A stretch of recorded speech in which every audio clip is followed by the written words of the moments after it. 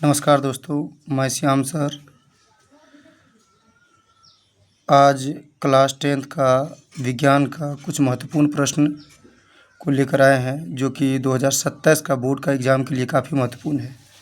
तो पहला प्रश्न है, तारे टिमटिमाते हैं लेकिन ग्रह नहीं, ऐसा क्यों? कहने का मतलब है कि तारा टिमटिमाते हैं लेकिन ग्रह नहीं टिमटिमाते, ऐसा क्यों होता है? तो आइए इस प्रश्न को थोड़ा समझते हैं। ऐसा इसलिए होता है कि तारा जो है ग्रहों की अपेक्षा काफ़ी दूर होता है। तारा जो है ग्रहों की अपेक्षा काफ़ी दूर होता है और इनका प्रकाश को वायुमंडल की कई परतों से गुजरना पड़ता है। तो हम लोग जानते हैं कि वायुमंडल में जो है कई परत पाया जाता है, यानी कि 5 परत पाया जाता है। इन पाँचों परतों से होकर जो है मतलब कि तारा का प्रकाश को जो है धरती तक आना पड़ता है। तो इन परतों में जो है कहीं ज़्यादा धुलकन होता है तो कहीं कम, जिसके कारण प्रकाश कभी ज़्यादा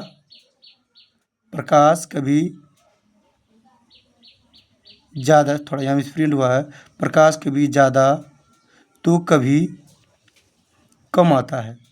प्रकाश कभी यहाँ पे थोड़ा मिसप्रिंट हुआ है, यहाँ लिख लीजिएगा ज़्यादा।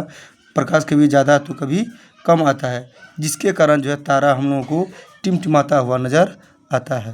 तारा हम लोगों को क्या होता है? टिमटिमाता हुआ नज़र आता है। फिर इस प्रश्न को एक बार से समझिएगा। कह रहा है कि तारे टिमटिमाते हैं लेकिन ग्रह नहीं टिमटिमाते हैं, ऐसा क्यों? ऐसा इसलिए होता है कि तारा जो होता है ग्रह की अपेक्षा काफ़ी दूर होता है और इनका प्रकाश को वायुमंडल की कई परतों से होकर गुजरना पड़ता है। और हम लोग जानते हैं कि वायुमंडल में जो है 5 परत पाया जाता है। किसी परत में जो है धूलकण ज़्यादा होता है तो किसी परत में कम होता है, और जहाँ पर जो है धूलकण कम होता है वहाँ पर जो है इसका रोशनी ज़्यादा दिखाई देता है, और जहाँ पर जो है धूलकण जो है अधिक होता है इसका रोशनी जो है कम दिखाई देता है, जिसके कारण जो है हम लोगों का ऐसा महसूस होता है, ऐसा प्रतीत होता है कि तारा जो है टिमटिमा रहा है, जबकि ऐसा नहीं होता है, क्योंकि तारों से जो है निकलने वाला प्रकाश जो है समान रूप से निकलता है, यानी कि एक समान जो है निकलते रहता है, कभी ज़्यादा कभी कम नहीं होता। ऐसा जो होता है इसका मुख्य कारण है क्या? वायुमंडल में पाए जाने वाला धूलकण। जिस वायुमंडल में धूलकण अधिक होता है वहाँ जो है कम रोशनी दिखाई देता है, और जिस वायुमंडल में जो है कम धूलकण होता है वहाँ पर ज़्यादा रोशनी दिखाई देता है, जिसके कारण जो है इसे हम कहते हैं तारों का टिमटिमाना। और ग्रह जो होता है तारों की अपेक्षा बहुत कम दूरी पर होता है। ग्रह जो होता है तारों की अपेक्षा बहुत कम दूरी पर होता है, जिसके कारण इसका जो है प्रकाश सीधे जो है धरती पर आता है, और कोई भी ग्रह के पास जो है अपना प्रकाश भी नहीं होता है, जिसके कारण जो है ग्रह जो है मतलब कि नहीं टिमटिमाता है और तारा जो है टिमटिमाता है, क्योंकि तारा जो है ग्रहों की अपेक्षा काफ़ी दूर होता है। तो आप लोगों से जो है कुछ हम महत्वपूर्ण प्रश्न कर रहे हैं, जो कि कमेंट करके बताना है कि यह बताना है कि वायुमंडल में जो है परतों की कुल संख्या कितना होता है, या कमेंट करके बताइएगा। इसके बाद हमको यह भी बताइएगा कि वायुमंडल में जो है सबसे निचला परत का जो है क्या नाम है, और सबसे जो है ऊपर वाला परत का क्या नाम है। एक प्रश्न और आप लोगों से हम कर रहे हैं कि प्रकाश का चाल निर्वात में कितना होता है, यह भी आप लोग हमको बताइएगा। दूसरा प्रश्न आप लोगों से और भी कर रहे हैं कि बताइएगा कि प्रकाश का रंग जो है श्वेत होता है, इसमें कितना रंगों का मिश्रण होता है। आगे प्रश्न है, देखिएगा। आगे प्रश्न है कि